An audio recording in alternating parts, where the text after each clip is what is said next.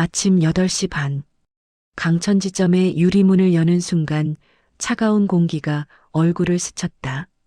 유리문 손잡이의 스민 냉기는 김아린의 손끝을 타고 온몸으로 퍼져나갔다. 강원도 소도시의 아침은 늘 조용하고 맑았지만 때로는 쓸쓸했다. 하리는 코트 깃을 올리고 익숙하게 전등 스위치를 올렸다. 형광등이 켜졌지만 넓은 지점은 여전히 고독했다. 강천 지점은 본점에서 비효율 지점으로 분류된 지 오래였다. 몇 년 전부터 지원이 끊겨 널찍한 공간을 지키는 직원은 오로지 김아린 혼자였다. 그녀의 하루는 상담, 민원 처리, 문서 정리, 그리고 청소까지 모든 것을 혼자 해결해야 하는 고된 시간의 연속이었다. 하린 씨, 오늘도 혼자예요? 첫 고객은 2층 슈퍼를 운영하는 박 사장이었다. 하린은 환하게 웃으며 고개를 끄덕였다. 그녀의 미소는 지점의 유일한 온기였다. 네, 사장님. 제가 다 해야죠. 덕분에 커피 잘 마시겠습니다. 점심시간에 한가함이 물러난 뒤 오후 2시쯤 유리문이 다시 열렸다. 30대 후반쯤 되어 보이는 남자였다. 낡고 색이 바랜 점퍼에 구겨진 청바지. 피로와 근심이 뒤섞인 그의 표정은 어딘가 절박해 보였다. 그는 주저하는 발걸음으로 창구 앞에 섰다. 대출 상담 받으러 왔습니다. 그의 목소리는 낮고 불안정했다. 하리는 서류를 살폈다. 신용대출 신청서. 하지만 신용등급란의 숫자를 보는 순간 손이 멈췄다. 숫자가 너무 낮았다. 이미 수많은 금융기관에서 거절당했으리라는 사실이 명백했다. 성함이 오석진 씨시죠? 네. 석진은 고개를 숙인 채 대답했다. 그의 목소리에는 간절함이 묻어 있었다. 하리는 조심스럽게 입을 열었다. 석진 씨, 정말 죄송하지만 현재 신용등급으로는 저희 은행의 내부 대출, 심사 기준을 통과하기가 어려울 것 같습니다. 석진의 얼굴이 눈에 띄게 굳었다. 마지막 희망의 빛이 꺼지는 듯했다.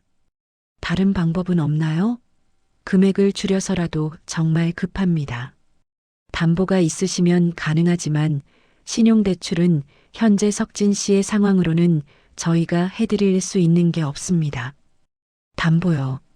석진이 쓴 웃음을 지었다. 그 웃음은 깊은 자조와 절망을 담고 있었다. 담보로 잡힐 게 있어야 말이죠. 그는 더 이상 할 말이 없다는 듯 자리에서 일어났다.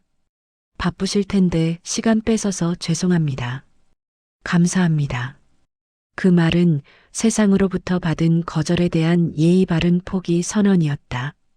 유리문이 닫히는 소리가 유난히 크게 들렸다.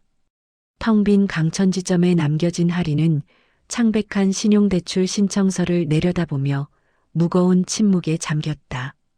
그녀는 규정대로 일했지만 마음 한구석은 날카로운 조각에 찔린 듯 아팠다.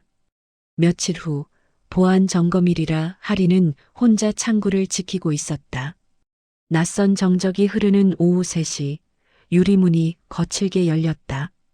굉음과 함께 차가운 바람이 지점 안으로 들이쳤다. 오석진이었다. 하지만 오늘의 그는 이전과 완전히 달랐다. 얼굴은 창백했고 눈 아래 다크서클은 그의 절박한 상태를 여실히 보여주는 짙은 그림자처럼 내려앉아 있었다. 그의 눈빛은 이성을 잃고 오직 하나의 목적에만 사로잡힌 듯 위태롭게 번들거렸다.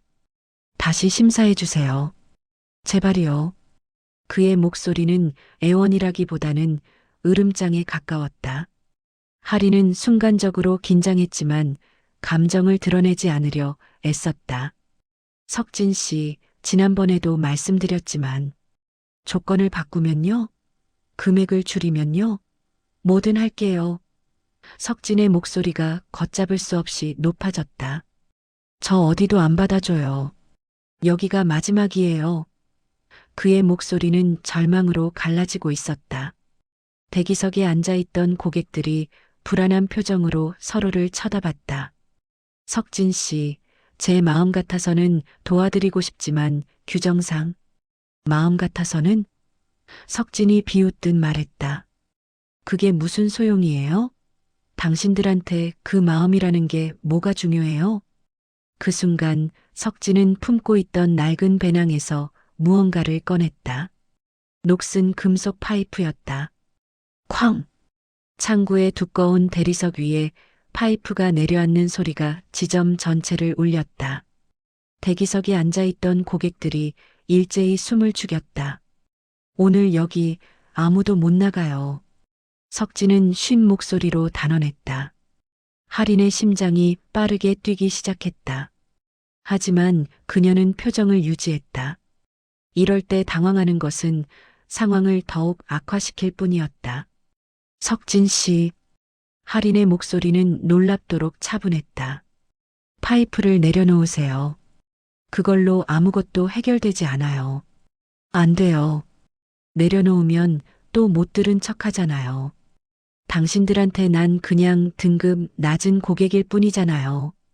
대기석의 한 여성이 공포에 질려 조용히 일어나 출구 쪽으로 움직였다. 석진이 그 움직임을 놓치지 않고 고개를 돌렸다. 앉으세요. 아무도 움직이지 마. 여성은 얼어붙은 채 다시 자리에 앉았다. 석진 씨, 저 보세요. 저한테 말하세요. 당신이 원하는 게 뭔지. 석진의 시선이 다시 할인에게 향했다. 그의 눈빛은 피곤했지만 그 깊은 곳에는 아직 작은 이성이 남아있는 듯했다. 당신들은 몰라요. 이게 얼마나 절박한 일인지. 저는 지금 정말 끝이에요. 다 끝났어요. 할인은 천천히 숨을 들이켰다. 지금 필요한 건 시간이었다. 그녀는 조용히 손을 뻗어 책상 아래 비상 버튼 쪽으로 움직였다. 석진 씨, 지금 무서우시죠? 할인이 말했다. 예상치 못한 질문에 석진의 눈이 미세하게 흔들렸다. 저도 무서워요. 하지만 이렇게 해서는 해결될 건 아무것도 없어요. 잠시 진정하고 파이프를 내려놓으시면 제가 도와드릴 방법을 찾아볼게요. 그럼 뭘 어떻게 해요? 저는 정말 방법이 없어요. 석진의 목소리에는 이제 분노 대신 절망이 섞여 있었다. 석진 씨, 제가 지점장님께 전화 한 통 드릴게요. 제가 할 수 있는 최대한의 노력을 하고 있다는 걸 보여드리고 싶어요. 석진은 잠시 망설이다가 고개를 끄덕였다. 할인은 수화기를 드는 동시에 무음으로 비상 버튼을 눌렀다. 지점의 보안 시스템이 작동하기 시작했다. 수화기 너머로 신호음이 울렸지만 지점장은 받지 않았다. 할인은 담담하게 수화기를 내려놓았다. 안 받네요. 회의 중이라 그럴 거예요. 조금 있다 다시 걸어볼게요. 석진은 파이프를 든 손으로 이마를 짚었다. 그의 얼굴은 땀으로 번들거리고 있었다. 다 소용없어요. 어차피 똑같을 거예요. 당신들한테 난 그냥 귀찮은 존재일 뿐이에요. 할인은 그의 표정을 살폈다. 분노와 위협 뒤편에 숨겨진 깊은 피로, 절망, 그리고 무엇보다 누군가 진심으로 자신의 이야기를 들어주길 바라는 갈망을 읽었다. 석진 씨, 할인이 조용히 불렀다. 당신이 얼마나 버티고 왔는지 알아요. 석진의 눈빛이 흔들렸다. 파이프를 든 손이 미세하게 떨렸다. 뭘 안다는 거예요? 당신이 뭘 알아요? 혼자 견뎌온 시간이 얼마나 길었는지, 아무도 들어주지 않는다고 느꼈을 때가 얼마나 많았는지. 저는 당신의 신용 등급을 봤어요. 지난 10년간 당신이 얼마나 성실하게 살았는지 알 수 있어요. 다만 지금 잠시 넘어졌을 뿐인데 세상은 당신을 버린 것처럼 느끼게 만들었겠죠. 석진의 어깨가 굳었다. 그는 입술을 깨물었다. 그래서요? 그걸 안다고 뭐가 달라져요? 아무것도 달라지지 않을 수도 있어요. 할인이 솔직하게 말했다. 하지만 지금 여기서 이렇게 비참하게 끝내려고 오신 건 아니잖아요. 누군가 당신 이야기를 들어주길 바란 거잖아요. 석진의 얼굴이 일그러졌다. 눈가에 물기가 맺혔다. 들어준다고 뭐가 달라져요. 지금 당장은 아무것도 달라지지 않을 수 있어요. 하지만 혼자가 아니라는 걸 알게 될 거예요. 석진의 어깨가 떨렸다. 그는 파이프를 든 팔을 내렸다. 혼자가 아니라고요? 저는 평생 혼자였어요. 지금은 제가 듣고 있어요. 말해보세요. 무슨 일이 있었는지. 제가 끝까지 들을게요. 석진은 한참을 망설이다가 천천히 입을 열었다. 응어리진 무언가를 토해내듯. 저는요, 10년을 일했어요. 한 회사에서요. 매일 야근하고 주말도 없었어요. 회사가 저를 필요로 한다고 믿었어요. 열심히 하면 인정받을 거라고요. 근데 작년에 구조조정으로 잘렸어요. 10년이 담긴 제 삶이 단 한 줄의 통보로 끝났어요. 대기석의 고객 중 한 명이 고개를 숙였다. 그 후로 일자리를 찾았어요. 계약직이라도요. 근데 어디도 안 받아줘요. 대출이라도 받아서 뭐라도 시작하려고 했어요. 근데 다 거절당했어요. 제가 뭘 잘못한 건가요? 열심히 살았는데. 왜 저는 이렇게 된 거예요? 석진 씨 잘못이 아니에요. 할인이 단호하게 말했다. 이 세상은 성실하게 사는 사람을 늘 보상해주지 않아요. 그건 당신의 잘못이 아니에요. 그때 밖에서 발소리가 들려왔다. 비상신호를 받고 경비실과 경찰이 온 것이었다. 석진은 문 쪽을 돌아봤다. 그의 얼굴에 다시 공포가 떠올랐다. 석진 씨, 저 사람들이 들어오기 전에 파이프를 내려놓으세요. 내려놓으면 끝이에요. 또 아무도 안 들어줘요. 그렇지 않아요. 할인이 단호하게 말했다. 제가 들을게요. 끝까지요. 약속해요. 석진 씨의 이야기, 제가 끝까지 들을게요. 문 밖의 발소리가 코앞까지 다가왔다. 석진은 한참을 망설이다가 마침내 천천히 파이프를 책상 위에 내려놓았다. 석진은 주저앉듯 의자에 앉았다. 얼굴을 두 손으로 감싼 채 소리 없이 울었다. 문이 열렸다. 경비원과 경찰이 들어왔다. 할인은 손을 들어 그들을 제지했다. 잠깐만요. 이제 괜찮습니다. 할인은 창구 밖으로 나와 석진에게 다가가 그의 앞에 쪼그려 앉았다. 저 약속 지킬 거예요. 법적 절차가 끝난 후에도 석진 씨 이야기 제가 끝까지 들을게요. 정말요? 그가 눈물로 얼룩진 눈으로 물었다. 할인은 고개를 끄덕였다. 정말이에요. 경찰이 도착하고 석진의 손에는 수갑이 채워졌다.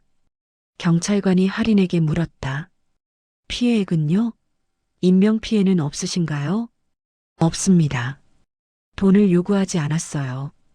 그냥 듣길 원했어요. 할인은 잠시 멈췄다가 덧붙였다. 저는 석진 씨에 대한 처벌을 원하지 않습니다. 상황을 참작해 주시면 좋겠습니다. 석진이 문 쪽으로 걸어가다가 멈춰섰다. 김아린 씨, 정말 죄송합니다. 무서우셨죠?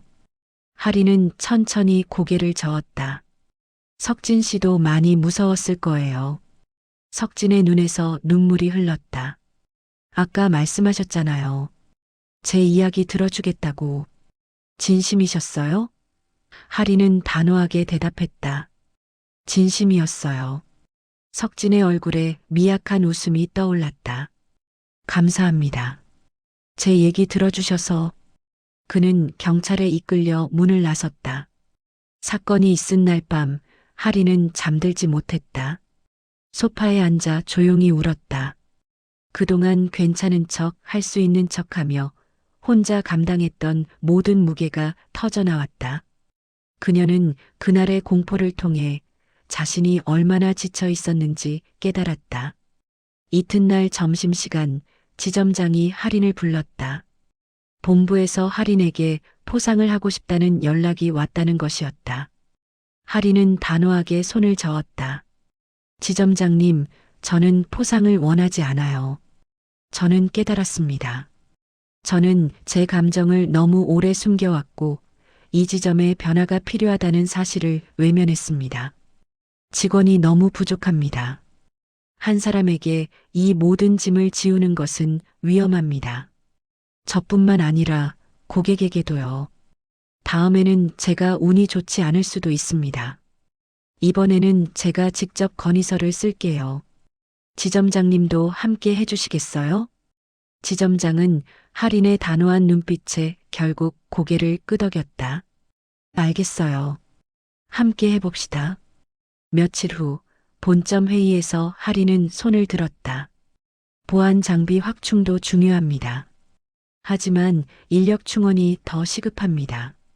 한 직원이 극한의 상황에 노출되면 결국 그 피해는 은행 전체와 고객에게 돌아갑니다. 예산보다 사람이 먼저예요. 직원이 쓰러지면 지점도 무너집니다. 제가 안전해야 고객을 안전하게 대할 수 있습니다. 회의실의 딱딱한 분위기 속에서 작은 박수가 이어졌다.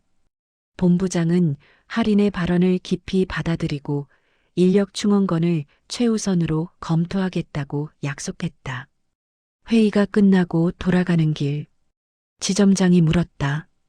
김주임, 언제부터 이렇게 당당하게 말할 줄 알았어요? 할인은 창밖을 바라보며 대답했다. 어제부터요. 오석진 씨를 만나고 나서요.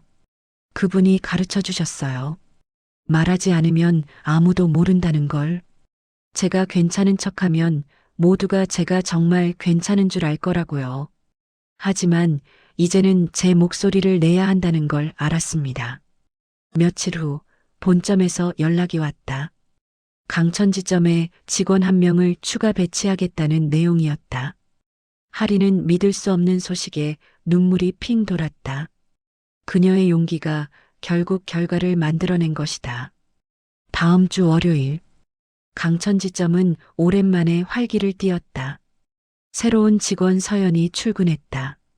서연은 맑고 밝은 미소를 가진 사회초년생이었다. 선배님 잘 부탁드려요.